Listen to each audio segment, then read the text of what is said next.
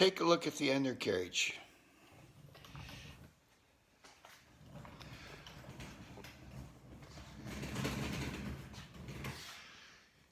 You can see the monolith spring for the front suspension. It's got square tubular unequal A-arms.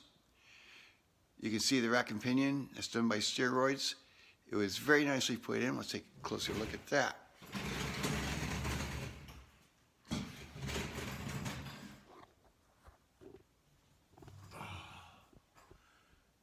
Yes, bolted in.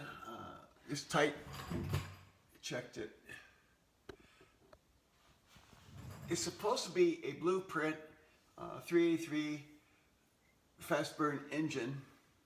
It hasn't been in very long. You can see the barcode up there still. It does have a leak coming from the fuel pump, and there's some weeping around the front of the pan. I don't know whether it's from the fuel pump or whether it's from the pan itself. There's a drop there on the rear. It's kind of typical. That's a TKO 500. One thing I want to point out.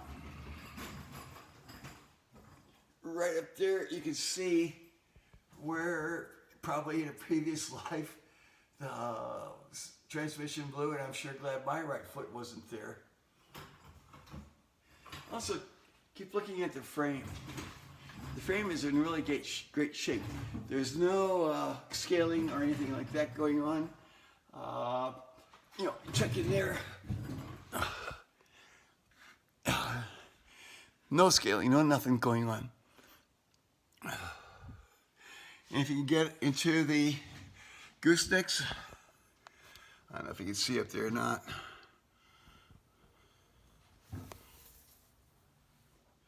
But anyway, on the inside of the gooseneck, there's no rust, no scaling, or anything going on there.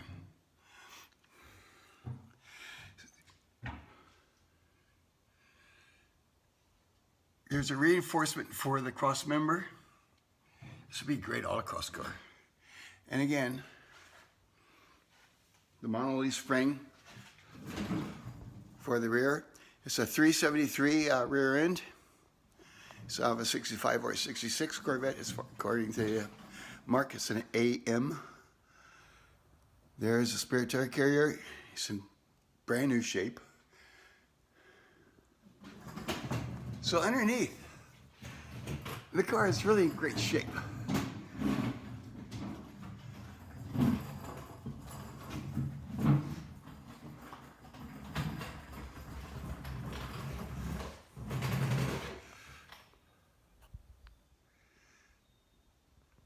There you go. While I have the car up on the lift, let's take a close eye-level walk around. First thing you can notice is that reflection of fluorescent tubes on the paint.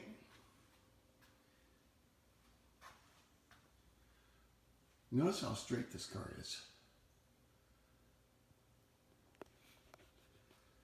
In the article I mentioned the caliper is leaking, and you can see the coloration, and you can see it's spreading out there. So the pistons are going to need new sleeves. There's a little chip right here, a little flaw right there.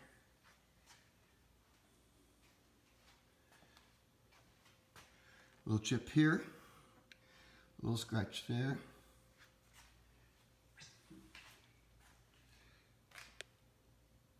Those are C2 rotors and calipers in there. I know it's a 64, it had drum brakes.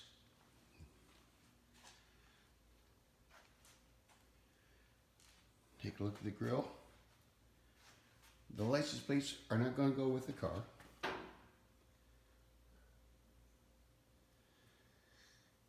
While we're looking at this, look at the gaps.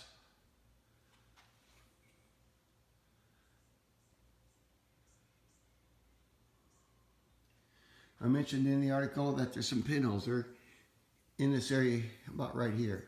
Not bad. You have to get right on to see them. A little chip right there. There's a crack going across here, nothing serious. Bucket's a little off right here. Typical C2 gradient crack coming up. Same thing on the other side.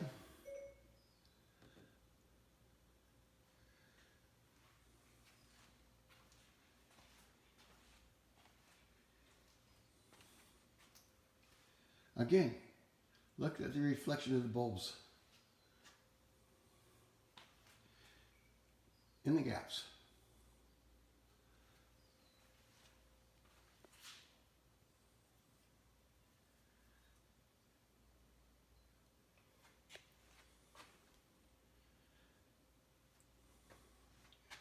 They're proxies. Very good sticky street tires.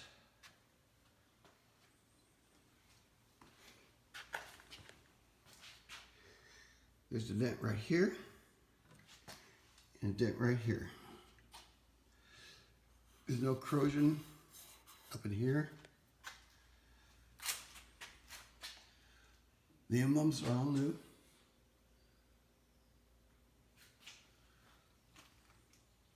The chrome is really good shape.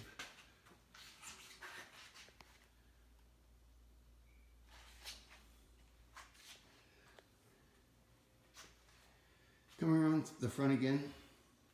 The only fiberglass damage that I found is up in here. There's like a piece of fiberglass that's backing it. A couple cracks here. And that's it. Now let's bring it down.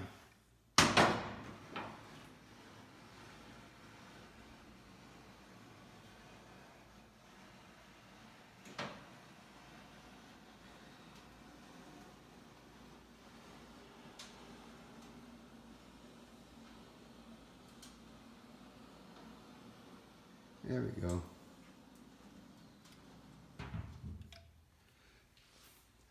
I also mentioned in my write-up, here's that flaw.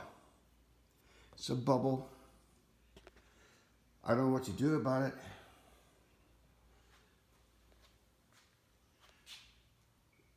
But to be honest with you, you don't really see it. You don't really notice. Again, look at the gaps. Look at the reflection of the bulbs. Let's take a look at the interior.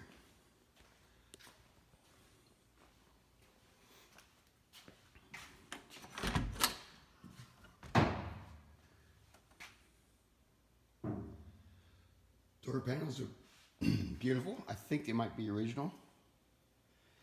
The seats are new. They got new buns and new coverings. But if you notice, they're not as shiny as the door panels. They are black. What's nice about them, they're, best way to say it is grabby, which is great for handling the car. You're not going to be sliding around like you would on the normal seat. Here's the instruments. I mentioned that the fading is occurring right here. That's typical. All the instruments work except for the odometer. The clock doesn't work. Has an auto sound. Trimming 5-speed. The handle could be moved and shortened. Okay. Hang on, let's look at the back.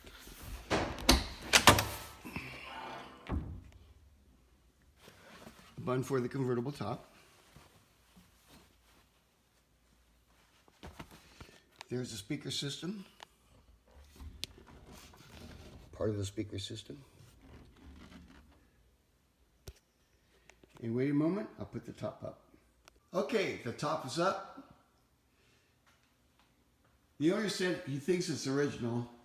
I don't know about that. It doesn't really matter. It's just good fitting. No stains. Anything like that.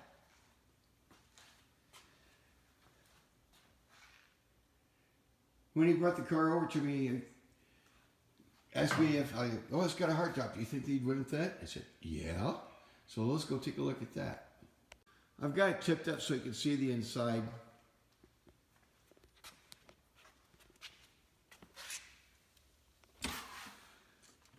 The headliner should be replaced. Got a tear here, a little one there, a little one there. Looks like drill cream or something up there. The glass is very, very good. It's got some scratches. I don't know if you can see. Yeah, there you go. It's not a crack, just some scratches. But it's a hard top. Now let's put it down. The rubber strip, weather strip, it's pretty good. A little bit of silicone there. So let me tip it down.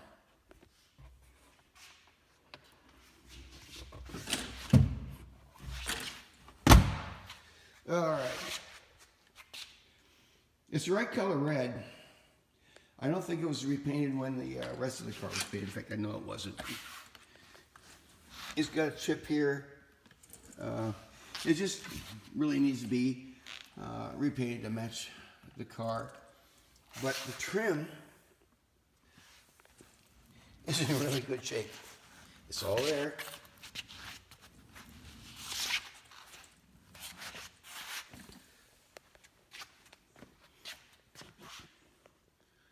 And there's the end.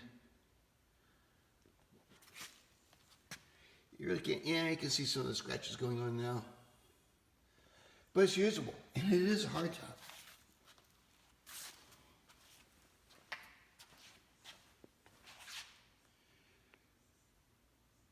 The top's down, let's do a cold start.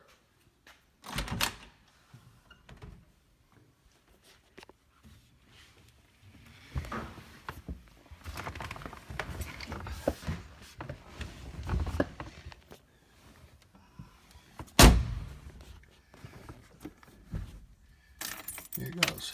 It's sitting here about 2 weeks. Pump.